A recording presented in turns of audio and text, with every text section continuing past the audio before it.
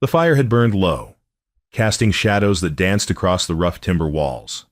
Grant McCoy sat hunched over his workbench, leather harness spread before him.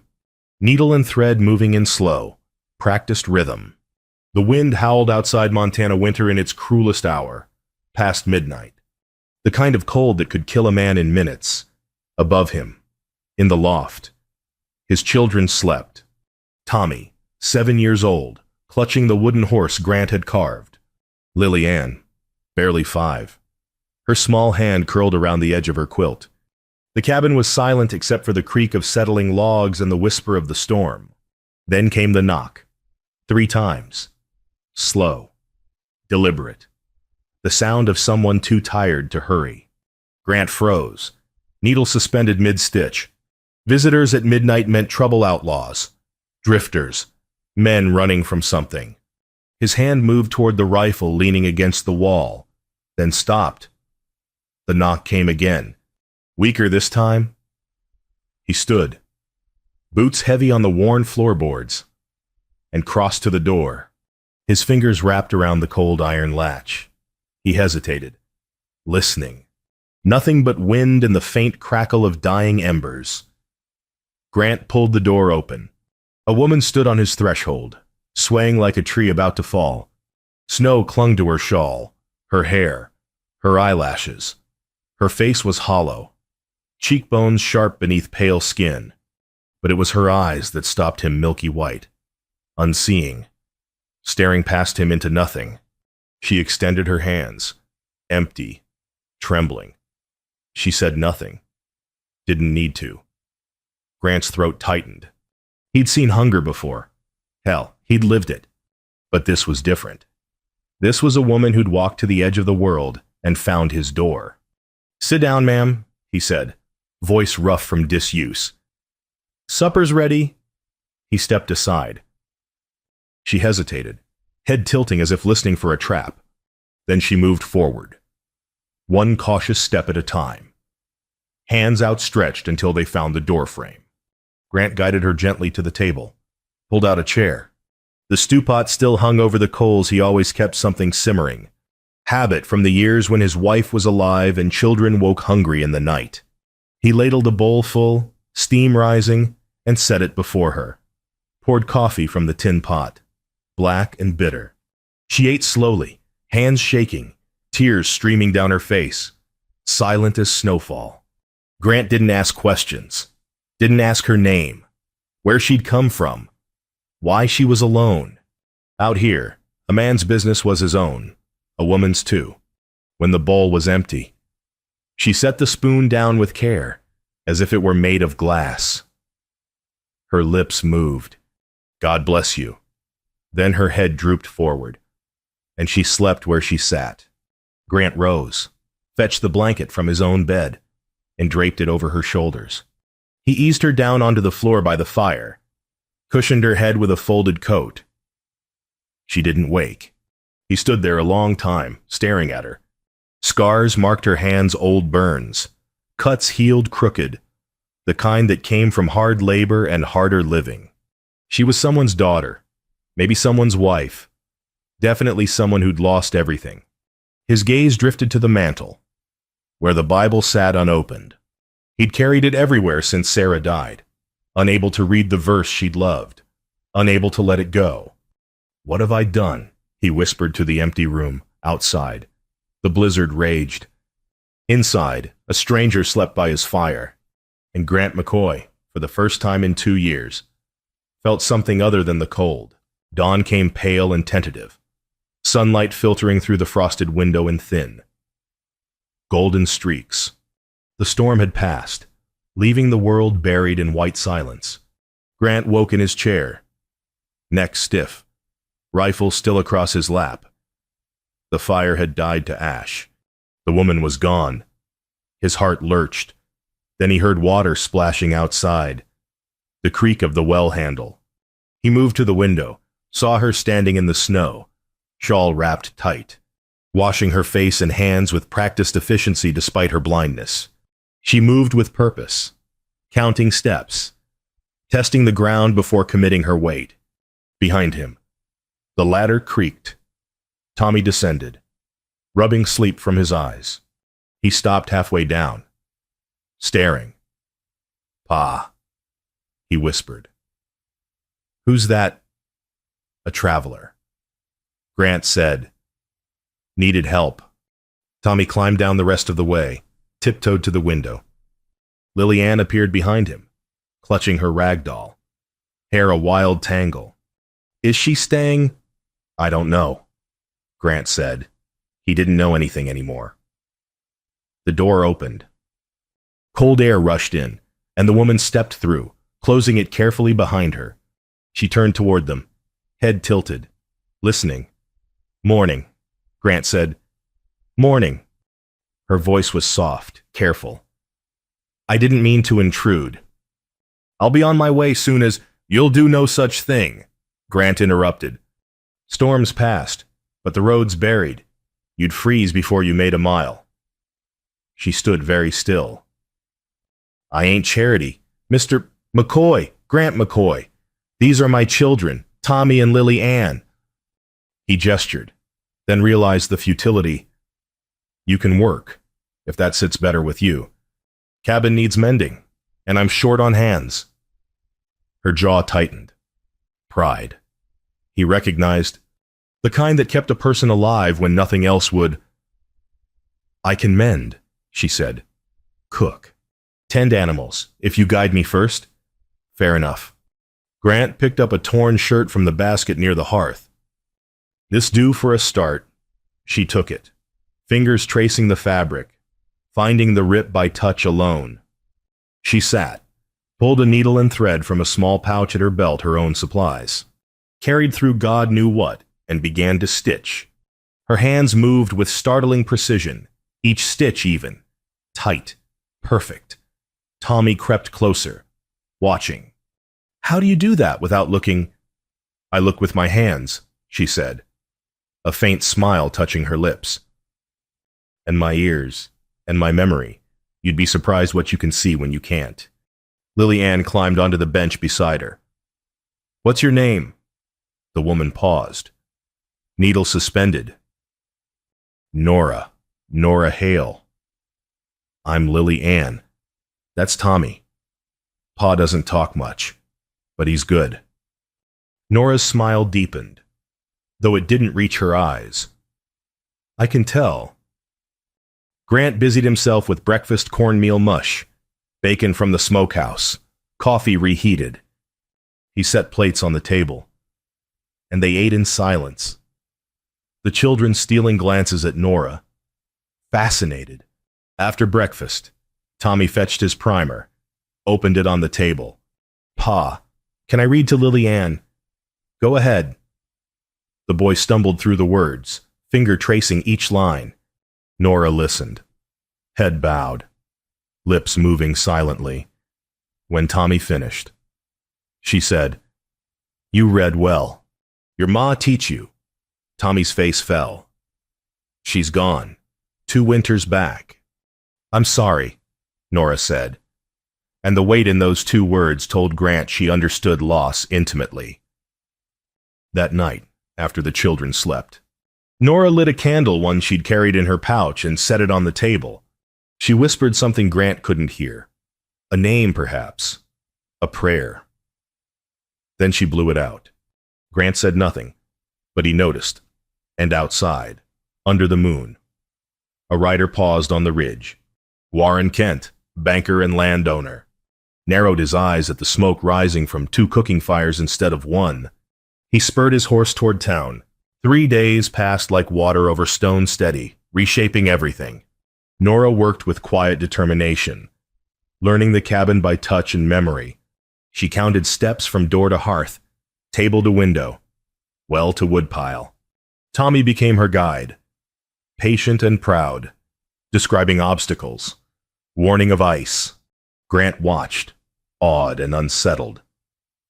She hung laundry by tying knots in a guide rope, counting each one. She churned butter, kneaded bread, swept floors all by feel, all flawlessly. She never asked for pity, never complained. She simply worked. But at night, after the children slept, She lit her candle and whispered to the dead. Grant wanted to ask, didn't. Some wounds were too raw for words. On the third afternoon, he stood in the doorway, watching Nora guide Lily Ann's small hands over the spinning wheel, teaching her the rhythm. Sunlight caught in Nora's hair, turned it copper.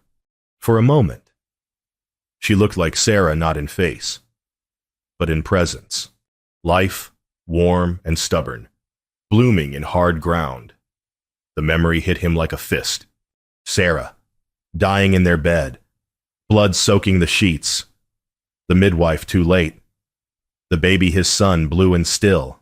Sarah's hand in his, growing cold. Her voice, barely a whisper, read to me. Grant, Psalm 23. Please. And he couldn't read the words she needed. Couldn't give her that one last comfort. He'd held the Bible and wept. Useless. Mr. McCoy. Grant blinked. Nora stood before him, head tilted, listening. You all right? Fine, he said, voice hoarse. She didn't believe him. He could tell, but she let it lie. That evening, hoofbeats broke the silence. Grant stepped onto the porch, rifle in hand. Warren Kent dismounted, brushing snow from his coat. He was tall, gray-haired, with the cold eyes of a man who measured everything in coin. McCoy, Warren said, nodding. Kent. Heard you got a visitor. That's right. Warren's gaze flicked to the cabin, where Nora's shadow moved across the window. Town's got questions. Town can keep its questions. People talk. Grant. Woman living here. You a widower. She's under my roof, Grant said, each word deliberate. That's answer enough. Warren's jaw tightened. You're making a mistake. Maybe, but it's mine to make. They stood in silence, breath misting in the cold. Finally, Warren mounted, reins tight. Judge a man by the company he keeps. McCoy, remember that. He rode off, leaving deep tracks in the snow. Grant returned inside. Nora sat by the fire, Bible in her hands, fingers tracing the embossed cover. Trouble, she asked. Nothing I can't handle. She was quiet a moment. Then, would you like me to read it to you? Grant stiffened. What? The Bible. I can read. If you'd like. His throat closed. He nodded, unable to speak. Nora opened the book, found the page by touch and memory, and began. The Lord is my shepherd, I shall not want. He maketh me to lie down in green pastures. Sarah's verse. The one he'd failed her with. Grant sat, hands gripping his knees, listening. Nora's voice was steady, warm, filling the empty places inside him. When she finished, she closed the book, set it gently on the table. Thank you, Grant whispered. She smiled. Anytime. And something in him, long frozen, began to thaw. Spring came reluctantly, snow melting into mud, brown grass giving way to tentative green. The land smelled of wet earth and possibility. Grant hitched the plow, and Nora insisted on helping. You'll break your back, he protested. Then I'll break it honest, she said. He rigged a guide rope along the furrows. Nora walked behind, one hand on the rope, scattering seed with practiced rhythm. She stumbled once, righted herself, kept going. Grant watched, heart tight with something he couldn't name. That evening, neighbors passed on the road heading to town for supplies. They slowed, staring. Some waved. Others turned away, whispering. Grant ignored them, but he felt their eyes. At night. Nora read scripture. Grant listened, memorizing words, shaping them silently with his lips. Tommy and Lily Ann sat at her feet, entranced. She told stories between verses Jonah and the whale, David and Goliath, her voice painting pictures in the dark. One night, Grant tried. He opened the Bible, traced the letters Nora had been teaching him with flour on the table. In the beginning. That's it, Nora said, encouragement warm in her voice. Keep going. He stumbled through the verse, sweat on his brow, but he finished. Pride flickered in his chest, small, fragile, real. Lily Ann clapped. Tommy grinned. Nora smiled, and for a moment, Grant forgot they were broken people in a hard world. Afterward, Nora washed dishes while Grant banked the fire. Their hands brushed over the water pail. Both froze. The air thickened, charged. Sorry, Grant muttered, pulling back. Don't be, Nora said softly, but neither moved closer. Later. Grant stood outside, watching the stars. The smell of rain hung in the air, heavy and waiting. On the horizon, dark clouds gathered. Inside, Nora lit her candle, whispered her prayer. But tonight, she added something new and blessed this house and the man who gave me shelter. Grant heard, said nothing, but his hands trembled as he bolted the door. Sunday morning arrived cold and bright. Grant hitched the wagon, helped the children into the back. Nora hesitated at the cabin door. You don't have to come, Grant said. Yes, I do, she replied. If I'm staying, I need to face them. The church sat at the edge of town, white clapboard, crooked steeple, windows that rattled in the wind. Families gathered outside, dressed in Sunday best, voices hushed. When Grant's wagon appeared, silence fell like a hammer. He climbed down, offered his hand to Nora. She took it, descended carefully. Tommy and Lily Ann flanked her, protective. Grant walked her up the steps, into the church.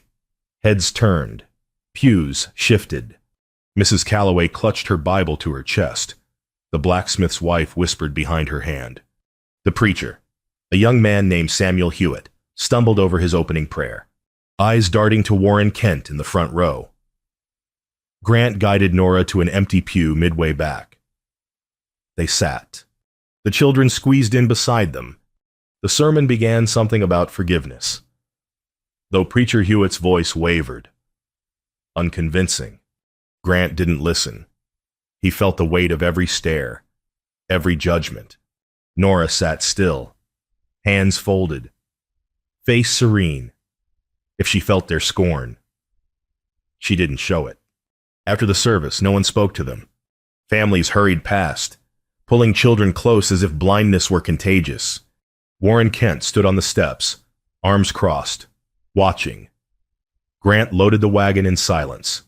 On the ride home, Lily Ann asked, "Why were they mean?"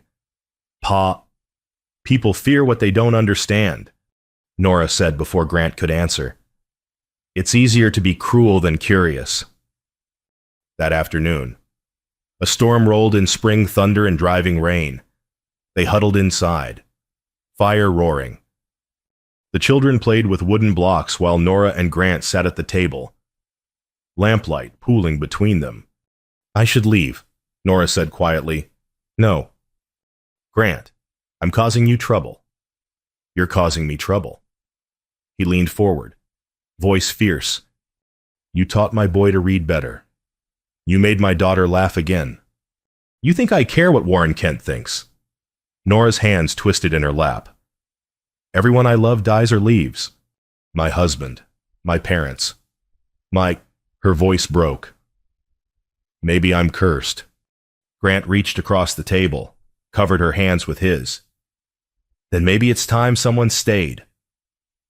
She looked up, unseeing eyes glistening. "Why? Because you deserve it," he said simply. Thunder rolled. Rain hammered the roof, and in the firelight, their hands remained clasped, knuckles white, holding on. 1 week later, the town called a meeting. Grant didn't want to go, but Warren Kent sent word, "McCoy, you'll answer questions or face consequences." He left the children with Martha Doyle, the only neighbor who'd shown kindness. Nora insisted on coming. "They're judging me," she said. "I'll face it." The town hall was packed farmers, merchants, wives clutching shawls. Lanterns cast harsh shadows. Warren Kent stood at the front, thumbs hooked in his vest, playing judge. "We got a situation," Warren began. "McCoy's sheltering a woman. Alone. Ain't proper." Murmurs rippled through the crowd. "She's blind," someone said. "Can't care for herself." "Exactly," Warren replied, "which makes it worse. He's taking advantage." "Taking advantage." Grant stood, fists clenched. "I gave her work, food, shelter, same as I'd give any soul in need." "And what's she giving you?" a woman called out, voice sharp with insinuation. Grant's face flushed. Nora rose beside him, chin high. "I give my labor," she said, voice steady. "I mend cook, teach his children. I ask nothing but the chance to earn my keep. If that offends you, the fault's yours, not mine." The room erupted, some shouting support, others condemnation. Warren banged his fist on the podium. "This ain't about charity," he said. "It's about decency. His children need a proper mother, not some—" "Choose your next word carefully," Grant said, voice low. "Dangerous." Warren met his gaze. "Send her away, McCoy, before you lose everything." Grant's oldest friend, Jed Murphy, stood. Grant's heart sank. Jed had ridden with him, fought beside him, buried Sarah with him. "Warren's right," Jed said quietly. "Grant, I'm saying this as a friend. Let her go." Betrayal tasted like ash. Grant looked at Nora. Her face was stone, but her hands trembled. "I'll think on it," Grant said. Voice hollow. The crowd dispersed. Grant and Nora walked home in silence. The night cold and indifferent. At the cabin, Nora packed her few belongings, needle and thread. Her candle. A worn shawl. Grant stood in the doorway, watching, unable to speak. "I understand," she said. "You got children to think of. A life here. I won't be the reason you lose it." Nora. "It's all right, Grant. Truly." She smiled. And it broke him. "Thank you. For everything." At dawn, she left, walking stick in hand, counting steps, disappearing into the trees. Tommy and Lily Ann cried. Grant stood on the porch, watching until she was gone, feeling like he'd just cut out his own heart. 7 days passed. The cabin felt like a tomb. Tommy refused to speak. Lily Ann asked every night, "When's Miss Nora coming back?"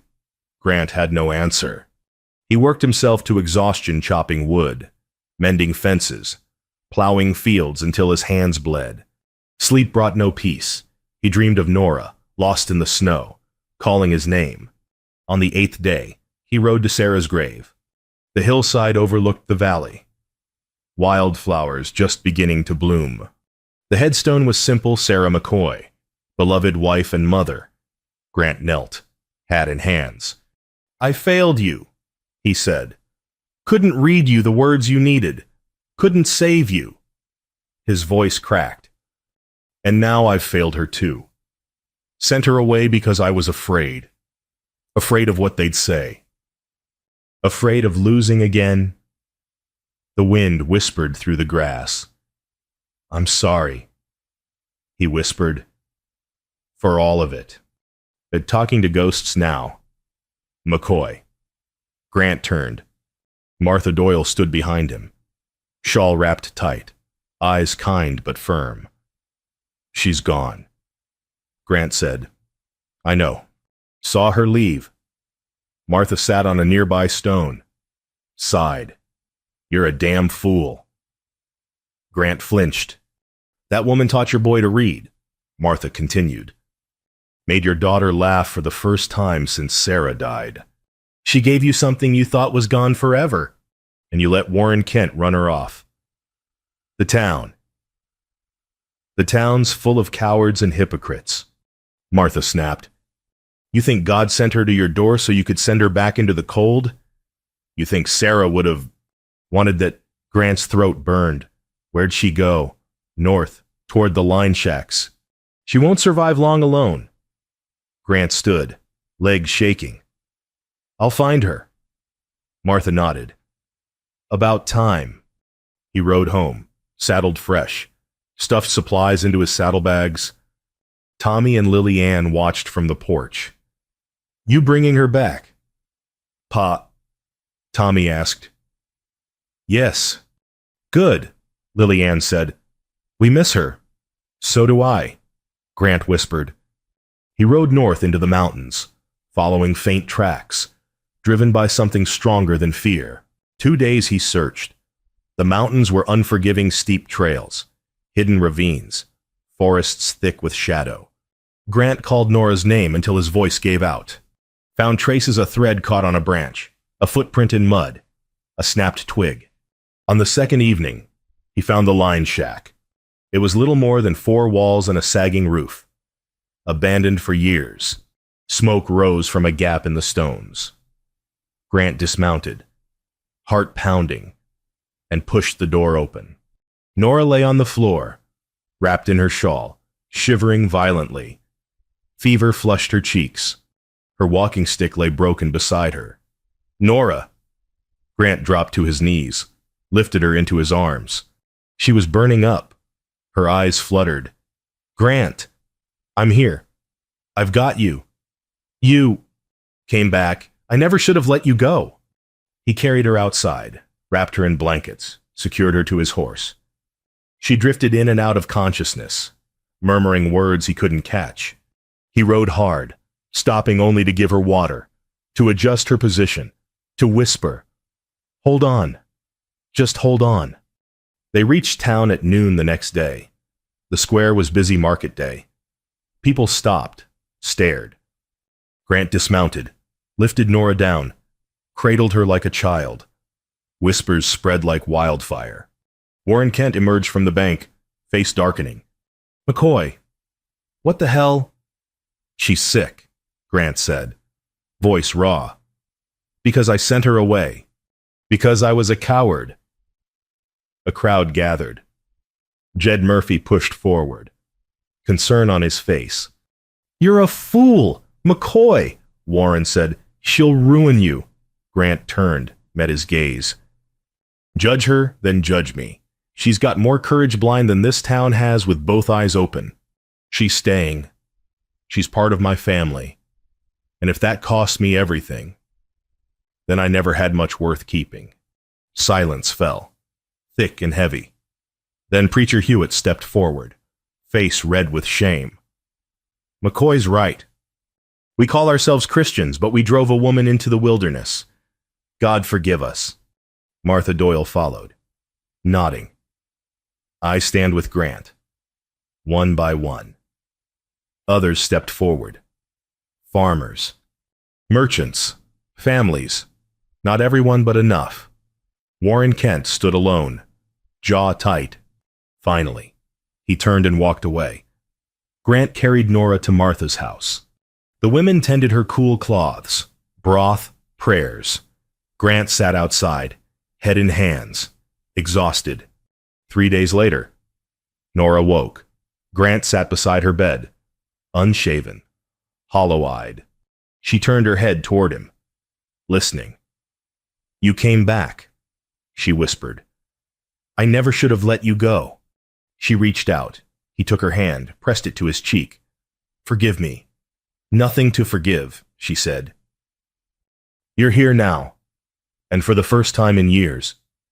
Grant McCoy wept. 6 weeks later, the cabin bloomed.